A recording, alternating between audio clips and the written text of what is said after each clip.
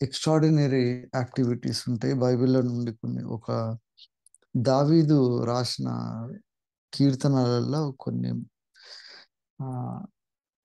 ఇప్పుడు latest scientific development అయినా కూడా పాతకాలంలో మనం చేసిన బాప్తిస్మములు వాటికి సంబంధించి కూడా కొన్ని దేవుడు దావీదు ద్వారా రాయించిండు కీర్తనలలో. దాని గురించి కొంతసేపు ధ్యానిద్దాము. మన శరీర నిర్మాణము, మన పర్సనాలిటీ అని ఉన్నది కదా, ఫిజికల్గా భౌతిక దేహం ఉంటుంది మనకు, తర్వాత మన క్యారెక్టర్, మన సోల్ ఉన్నది అన్నమాట. ఈ రెండు సపరేట్గా ఉన్నాయని దావీదు ఆ కాలంలోనే గుర్తుపడతాడు. అందుకని ఏమంటాడంటే, నా అంతరంగంలోని సమస్తమా యెహోవాను సన్నతించు అంటాడు. నా ప్రాణం సన్నతించాలంటాడు. The entirety of my own self, my being అంటాడు అన్నమాట.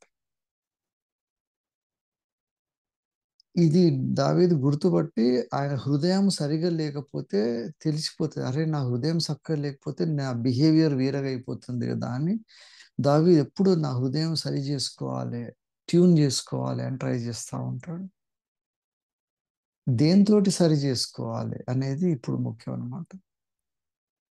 సో మనం అందరం కూడా జనరల్ సైకాలజీ ఎట్లుంటుందంటే, మన ఆలోచన విధానము లేకపోతే మనం చేస్తున్న పనులు, మన లైఫ్ ఏముందో అది బైబిల్ తోటి జస్టిఫై చేసుకుని మనం ట్రై చేసి మనల్ని మనం సమర్థించుకోవడానికి ప్రయత్నం చేస్తాం.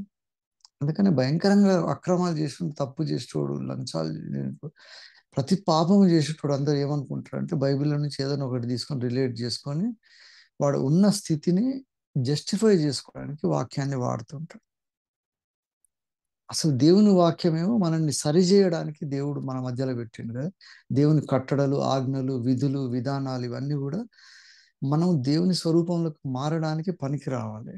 అట్లా కాకుండా దాంతోటి మనము వాక్యంతో మన క్యారెక్టర్ని మనము అట్లనే స్టేబుల్గా ఉంచుకొని ఉన్న పాపంలోనే మనము సమర్థించుకునే మనస్తత్వం మన అందరికి ఉంటుంది.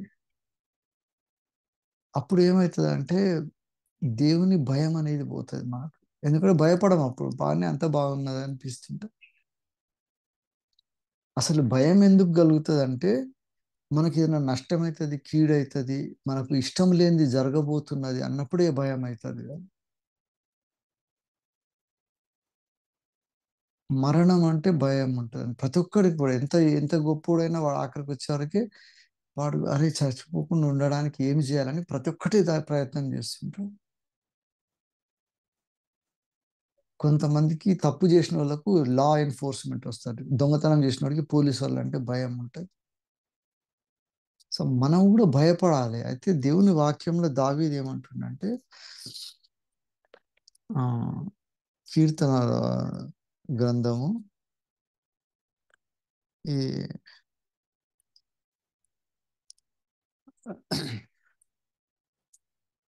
119వ కీర్తనలో ఉన్నది. 119 కీర్తనల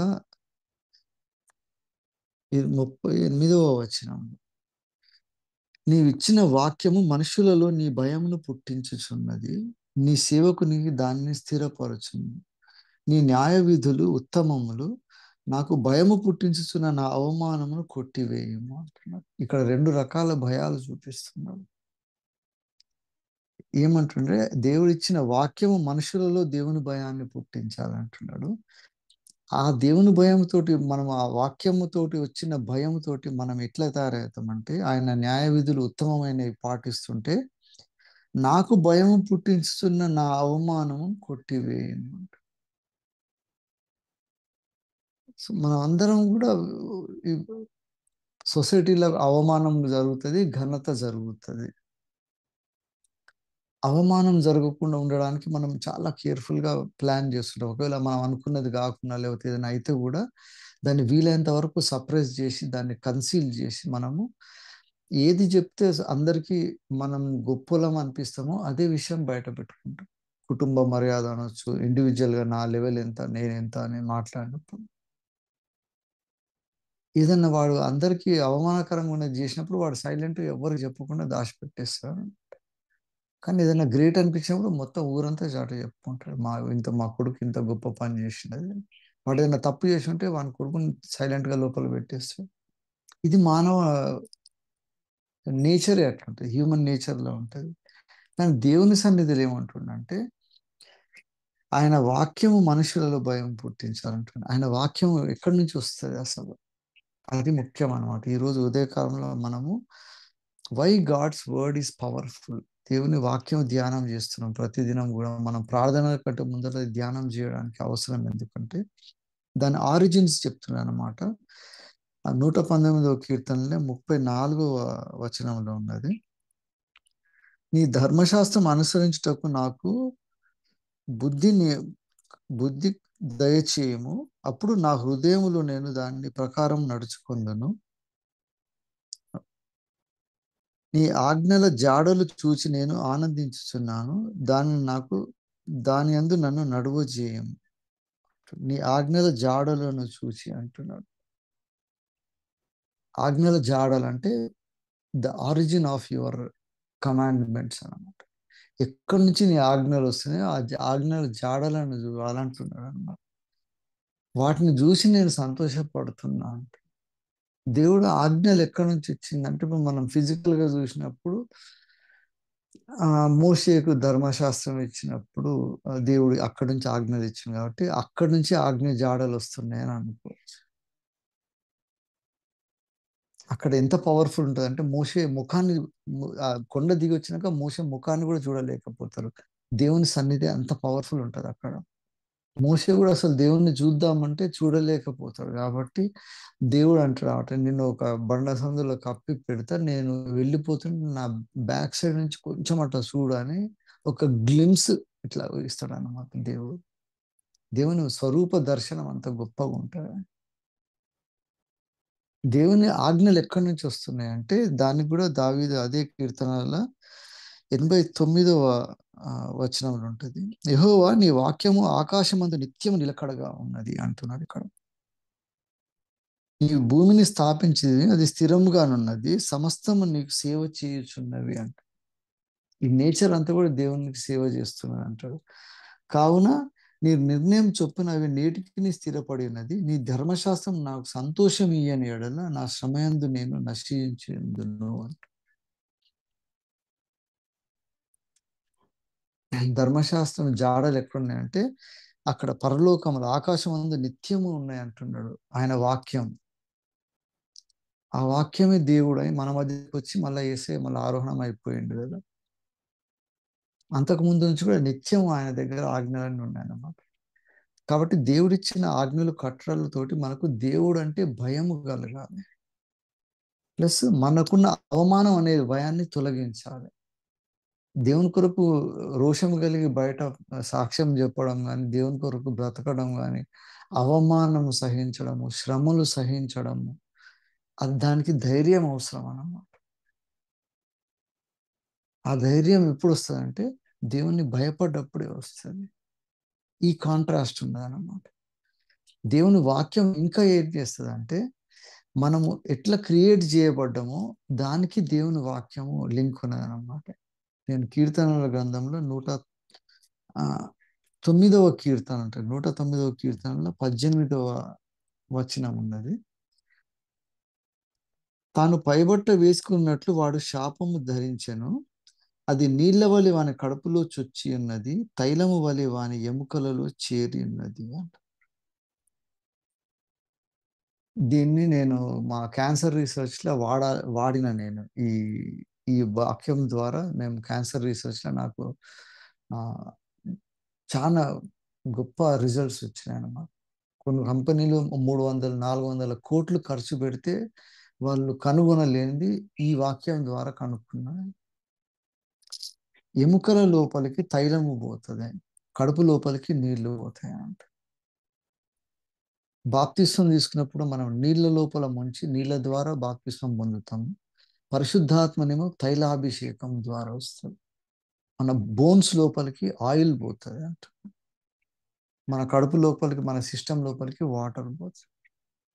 అందుకే మానవ శరీరం ఒకవేళ మాలిక్యులర్ లెవెల్లో తీసుకుంటే మనకు మన ప్రతి కణము తీసుకుంటే కణానికి 2 కోణాలు ఉంటాయి. ఆ కణము ఉన్న దాని లేయర్ ఉంటది కదా! ఒకటేమో వాటర్ అబ్జర్వ్ చేసుకోవడానికి ఉంటది. ఒక దగ్గర ఫ్యాట్ అబ్జర్వ్ చేసుకోవడానికి ఉంటది. ఆయిల్ అబ్జర్వ్ చేసుకోవడానికి ఉంటది.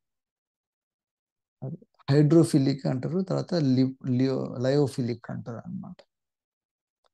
అందుకనే లావు కావాలన్నప్పుడు ఎక్కువ ఫ్యాటీ ఫుడ్ తీసుకున్నప్పుడు అది తీసుకున్నప్పుడు శరీరం లావయిపోతదనమాట. అది తక్కువ చేసినప్పుడు వాటర్ తీసుకుంటా ఉంటారనమాట. ఈ వాటర్, ఆయిల్ 2 లింక్ చేసి ఉన్నాయన్నమాట. అందుకని దావీదు కూడా 130 కీర్తన 139లో అంటాడు, నేను శరీరము నన్ను గర్భంలో ధరించినది చూస్తే భయమును ఆశ్చర్యమును కలుగుతున్నది అంటాడు. దేవుడు మనల్ని ఎట్ట చేసిండో అది ఆలోచించి చూసినప్పుడు భయమైతుంది అని అంటాడు. ఎందుకంటే భూమి యొక్క అగాధ స్థలములలో నా ఎముకలు రూపింపబడ్డాయి అంటాడు. ఆ ఎముకలు ఉన్నాయి అంటున్నాడు మనకు. రేపు పరలోకంలో కూడా నిత్యత్వంలో పోయినప్పుడు మనకు ఖచ్చితంగా బోన్స్ ఉంటాయి అన్నమాట. యేసయ్య పునరుత్థానం అయిపోయినాక యేసయ్య ఒక డోర్‌లోకి వెళ్ళి లోపలికి వచ్చేస్తాడు. వాళ్ళ శిష్యులందరూ పరేషాన్ అవుతారు. ఎట్లా వచ్చినావు నువ్వు లోపలికి? హి కేమ్ జస్ట్ అయితే దయ్యం అనుకొని భయపడతారు యేసయ్యని చూసి. ఎందుకంటే ఇట్లా డోర్‌లోకి వెళ్ళి అవతలికి ఇవతలికి రావడానికి వీలు కాదు కదా! లేకపోతే ఒక వాయువు సంబంధమైనది అటువంటిది అయితేనే రాగలుగుతది కదా! కానీ యేసయ్య ఫిజికల్‌గా వచ్చేస్తాడు లోపలికి. వస్తే భయపడ్డప్పుడు యేసయ్య అంటాడు, పట్టుకొని చూడండి నా ఎముకలు ఉన్నాయి చూడు నాకు అని అంటాడు. మీరు చేసిన శిలువ మీద అయిన గాయం మరకలు కూడా ఉన్నాయి చూడు అని అంటాడు. రేపు పునరుత్థానం అయినాక రేపు దేవుని సన్నిధిలో నిత్య రాజ్యంలో ఉన్నప్పుడు మనం as it is will be there with eternal bodies ఉంటాయి అన్నమాట. అంటే కుళ్ళిపోని నశింపని శరీరముతోటి మనం ఉంటాము. ఎముకలు ఉంటాయి అప్పుడు మనకు అక్కడ. యేసయ్య ఏ విధంగా ఉన్నాడో మనము ఆ విధంగా తయారవుతాం. సో మహిమ దేహం ఎప్పుడు కలుగుతుందంటే అప్పుడు మనం ముసలోళ్ళం కాము. ఇప్పుడు యంగ్ ఉన్నప్పుడు కాలేజ్ లైఫ్‌లో 20, 30 ఇయర్స్ ఉన్నప్పుడు చాలా మంచిగా ఉంటారు కదా అందరూ. కొంతమందికి ఎంటుకలు పోతాయి పెద్దగా అయినాక, లావు అయిపోతారు, రకరకాలుగా ఉంటాయి. కానీ పర్ఫెక్ట్‌గా మనం ఎట్లుంటామంటే దేవుని సన్నిధిలో మోస్ట్ బ్యూటిఫుల్ పొజిషన్‌లో ఉన్నట్టు ఉంటాం మనం. ఇంపర్ఫెక్షన్ అనేది లేకుండా ఉంటాం మనం. ఎముకలు ఉంటాయి మనకు. ఇదే అంటున్నామంట. దేవుని వాక్యం లోపలికి పోయినప్పుడు దేవుడు క్రియేట్ చేసిన పద్ధతి ఎట్లున్నదంటే దేవుని పరిశుద్ధాత్మ ద్వారా మన లోపల తయారవుతది. ఎముకల లోపలనే మనకు రక్తం తయారవుతాయి. రక్త కణాలన్నీ అక్కడి నుంచి వస్తాయి. అక్కడ పరిశుద్ధాత్మ పని చేయాలనమాట. అందుకనే అప్పుడు ప్యూరిఫై అవుతాం. యేసయ్య రక్తము ద్వారా మనకు పవిత్రులం ఎట్లయితున్నామంటే, ఆ రక్తం ఎక్కడ తయారవుతుందో ఆ ఎముకల లోపల ఆ మూలుగు ఉంటది కదా! అక్కడికి ఆయిల్ పోతది. నీళ్లు పోవు అక్కడికి. అందుకని ఈ వాక్యం చెప్తున్నానన్నమాట. అందుకని దేవుని ఆజ్ఞలను గైకుంటే ఏమైతదంటే, అవి నీళ్ల వలె వాని కడుపులోకి చొచ్చి ఉన్నవి. తైలము వలె వాని ఎముకలలో చేరి ఉన్నది. మనకు అందుకని 2 అవసరం అన్నమాట. ఫిజికల్‌గా అండ్ స్పిరిచ్యువల్‌గా. ఈ రెండిటిని కంట్రోల్ చేయగలుగుతాం కాబట్టి పవిత్రులం అయితాం. అందుకని ఆత్మాభిషేకం లేకపోతే ఆదిమ సంఘంలో వాళ్ళు బాప్తిస్మం తీసుకున్నామంటే మీ మీదకి పరిశుద్ధాత్మ రాలేదు కదా ఇంకా అని అప్పుడు చేతులుంచి వాళ్ళ మీద దేవుని ఆత్మతోటి పనిచేస్తాయి. అప్పుడు ఆత్మ నియమము ద్వారా దేవుని పనులు జరుగుతాయి గానీ, శరీర నియమముతోటి మనం చేస్తే, మన సొంత తెలివితోటి చేస్తాము. కొన్ని సక్సెస్ కావచ్చు, కొంతమంది మనల్ని మెచ్చుకోవచ్చు. మనకున్న పరిస్థితులని, పరపతిని బట్టి, లేకపోతే దేవుని చిత్తాన్ని బట్టి కొన్ని పనులయితుంటాయి. మనం మంచోళ్ళం కాకుండా దుర్మార్గులమైన దేవుడు పనులు చేస్తాడు కదా! కానీ దేవునికి మహిమ కలగాలి ఎప్పుడైతే అంటే, ఆ ఆత్మాభిషేక తైలము మన ఎముకల లోపలికి చొచ్చుకుంటది. అట్లా తయారు చేసినాడు. అందుకనే నన్ను భూమి లోపల అగాధ స్థలముల లోపల నువ్వు నా ఎముకలు నిర్మింపబడిందని చూస్తే నాకు భయమైతుంది అని అంటాడు. దేవుని వాక్యం చూస్తే కూడా మనకు ఆ భయము కలగాలని. How we are created and how we will be created for eternity. ఈ మహిమ దేహం ఫ్యూచర్‌లో ఉంటది. నిత్యత్వంలో దేవునితోటి ఉంటది. అందుకనే మనము కరెక్ట్‌గా ఉండాలి అన్నప్పుడు పాపం చేయడానికి మనకు భయమైతది. దేవునికి వ్యతిరేకంగా పోవాలంటే భయమైతది. ఆయన ఆజ్ఞలంటే ప్రేమ కలుగుతుంది. అది దావీదు రాస్తున్నమాట. ఆయన ఆజ్ఞల మీద ఎంత ఆ, ఎంత గొప్పగా సాక్ష్యం ఉంటుంది. 119 కీర్తన మొత్తం దేవుని వాక్యము గురించి, దేవుని ఆజ్ఞలు కట్టడాల గురించి రాస్తాడు. ఎంత బాగున్నదంటే చూడు, వారి హృదయము క్రొవ్వు వలె మందముగా ఉండును. నేను నీ ధర్మశాస్త్రమును బట్టి ఆనందించుచున్నాను. నేను నీ కట్టడలను నేర్చుకొనున్నట్లు శ్రమలొంది ఉండుట నాకు మేలాయను అంటున్నాను. ఇప్పుడు మనం పడే శ్రమలతోటి దేవుని కట్టడలు నేర్చుకుంటున్నాం అన్నమాట. ఎందుకంటే దేవుని కొరకు పవిత్రంగా ఉండాలన్నప్పుడు కొన్ని శ్రమలు అనుభవించాల్సి వస్తుంది, అవమానం అనుభవించాలి, కొన్ని ప్రివిలేజెస్ పోగొట్టుకోవాల్సి వస్తుంది. వీటన్నిటికీ మనకు హెల్ప్ అవుతుంది అన్నమాట. కాకపోతే దేవుని ఆజ్ఞలతోటి ఏమవుతుంది అంటే మన లోపల పరిశుద్ధాత్మతోటి మనం జనరేట్ అవుతుంది. మన ఎక్కడ రక్త కణాలు వస్తాయో అక్కడ పరిశుద్ధాత్మాభిషేకం ద్వారా మనం పవిత్రులం అవుతాం అన్నమాట. అందుకని ఈ పాపపు శరీరము కూడా పవిత్రమైన శరీరం కావడానికి దేవుడు ఎందుకు చేసిందంటే మనకు ఆత్మ ఉండాలి, దేవుని వాక్యం అన్నమాట. నీళ్లతోటి పోలుస్తారు అక్కడ. కాబట్టి ఉదయకాలంలో మనము దేవుని ధర్మశాస్త్రం ఉంటే అది 97వ వచనం 119వ కీర్తన ఉన్నది. నీ ధర్మశాస్త్రం నాకెంతో ప్రియముగా ఉన్నది, దినమెల్లా నేను దాన్ని ధ్యానించుచున్నాను.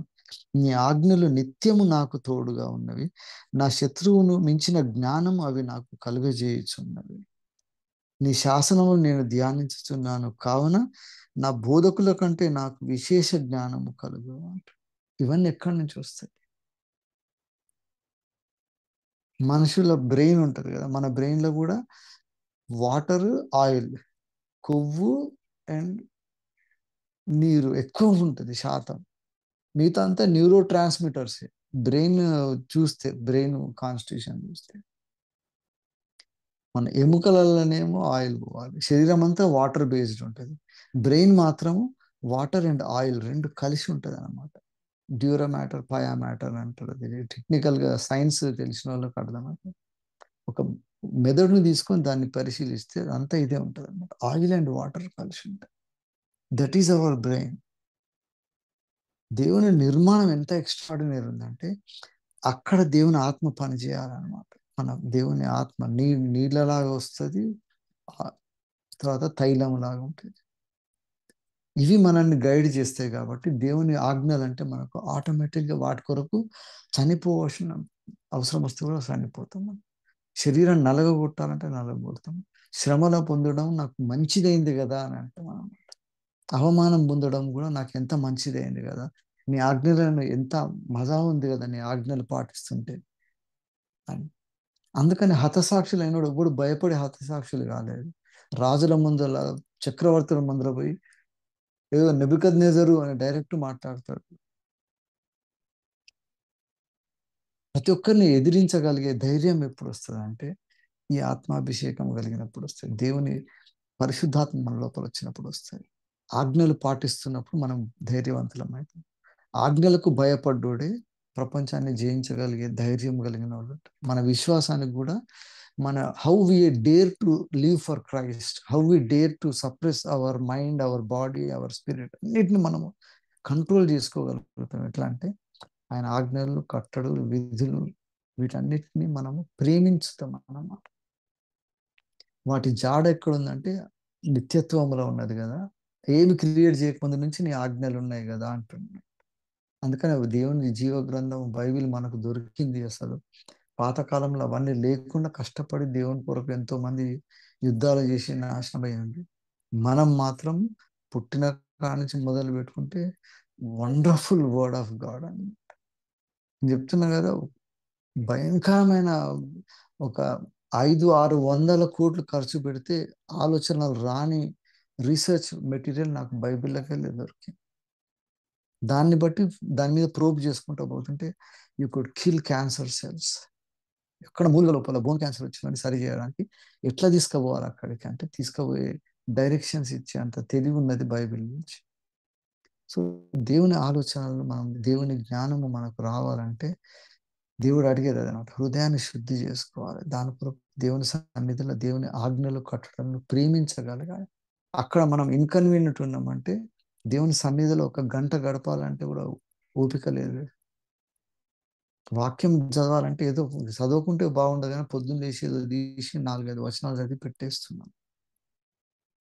You put your mind into this is the best source of information all through the ages. ఫ్యూచర్లో ఎంత డెవలప్ అయిన సైన్స్ కూడా అంతా కూడా బైబిల్లో లేనిది దొరకదు ఎక్కడ అసలు. అంత జ్ఞానం ఉన్న దేవుడు మనల్ని ప్రేమించి మన కోసం ప్రాణం పెట్టి ప్రాణాన్ని కొరకు బ్రతకమంటున్నారు అన్నమాట. దానికి కావాల్సిన డేర్నెస్, ధైర్యం మనకు ఆయన వాక్యం ద్వారానే వస్తుంది. ప్రతిదినం వాక్య ధ్యానం చేయడం మంచిది. దేవుడిచ్చిన కొద్ది ఆలోచన బట్టి దేవునికి మహిమ కలుగును గాక.